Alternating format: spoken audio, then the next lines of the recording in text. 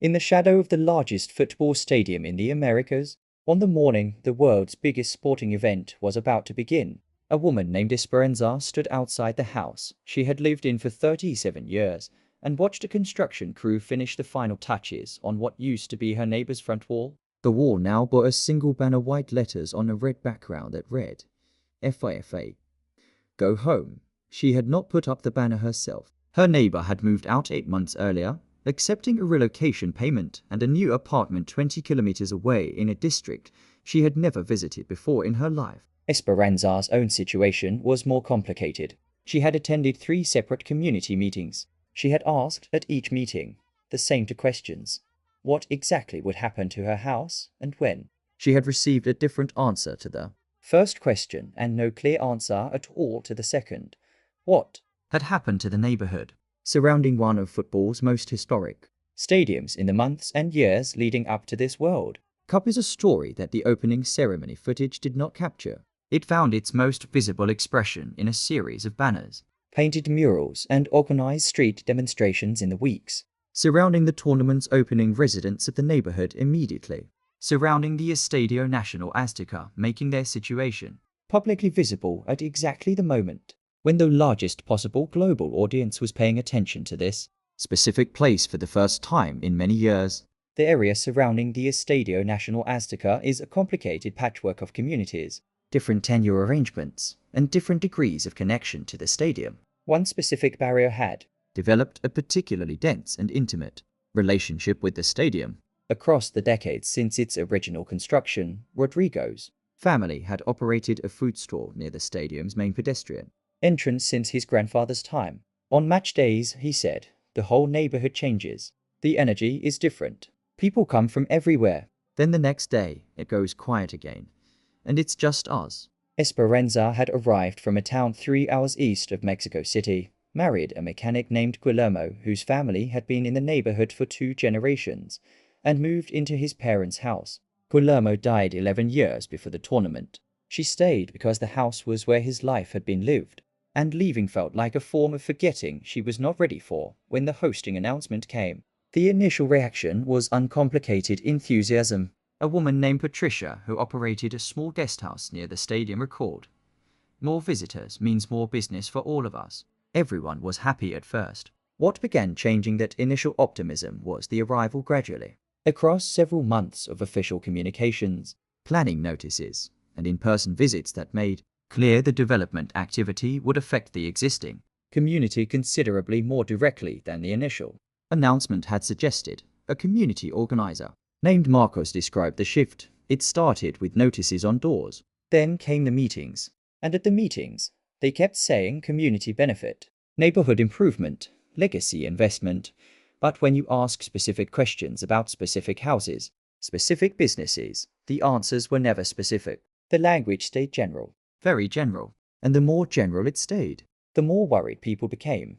The journalist named Isabel described the contrast between the Zcalo's official fan zone, a world where the tournament's arrival felt like a gift to everyone, and the neighborhood surrounding the stadium, where the same arrival felt like transformation rather than gift. The transition between these 2 worlds took 20 minutes by transit. The experiential distance felt considerably larger.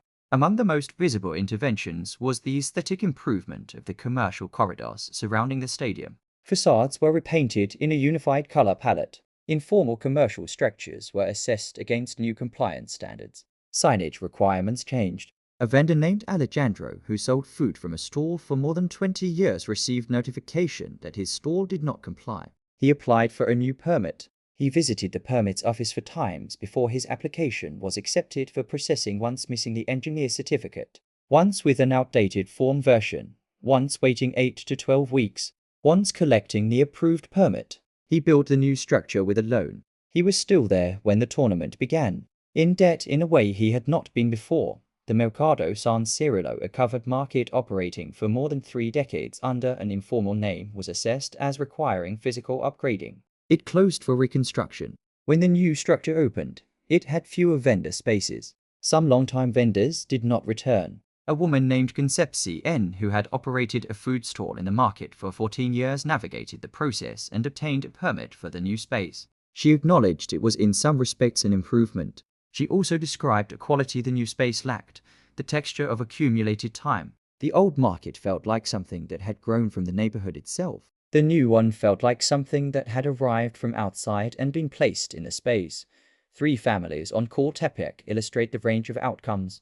A young couple whose rental was clearly documented relocated to a street several blocks away when their landlord accepted a buyout. Disappointed but managing. An extended family household involving the elderly grandmother. Dolores, in the house 42 years without formal documentation, received an offer reflecting the assessed formal value rather than what the family understood the property to be worth. The appeals process took 7 months. The outcome was a modest upward revision. Dolores accepted it, moved to a smaller apartment, and described it as fine.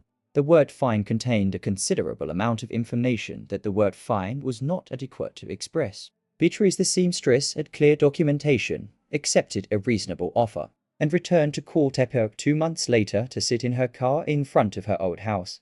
Without getting out, Marcos described the banners. Deliberate language choice. FIFA talks about football for everyone, about the beautiful game belonging to all people. We wanted to ask, does it connect the people who live here? Does it belong to us? The banners weren't saying we hate football. They were asking whether football's own language meant what it claimed to mean in this specific place. The demonstrations that blocked some access routes involved teachers with entirely separate labor disputes present specifically because the tournament's global media concentration made this location temporarily the most visible platform available to them. The result was a coalescence of different concerns in the same physical space, collapsing in media coverage into a single narrative that captured something genuine while missing the plurality of what was actually occurring. Elena, a community representative, attended a public forum at which officials explained how the process was supposed to work. The concerns we raised, she said, were met with explanations of the process as it was designed to function. But we weren't asking how the process was supposed to work. We were describing how it had actually worked for specific people, and there was never a response to that. Isabel concluded one dispatch with, "The question is not whether anyone was trying to cause harm. Almost no one was. The question is whether anyone, at any specific moment in the decision-making process, was specifically trying not to." A researcher described the pattern across many host cities.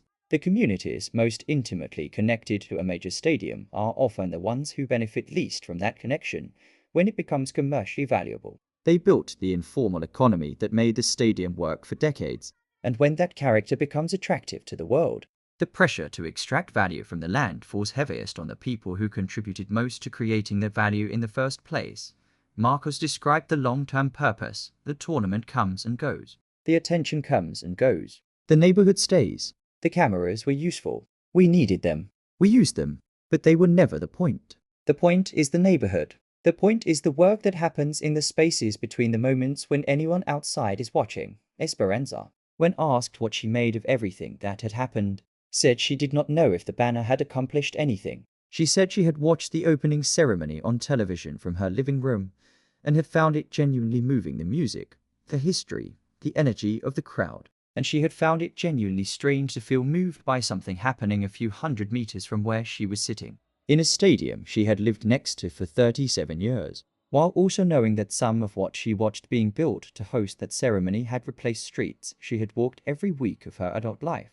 The banner said for words what it meant took considerably longer to explain. What do you think does the presence of a global sporting event create obligations toward the existing community that go beyond standard urban planning? Leave your thoughts in the comments. Subscribe for every story at this tournament that exists beyond the final score.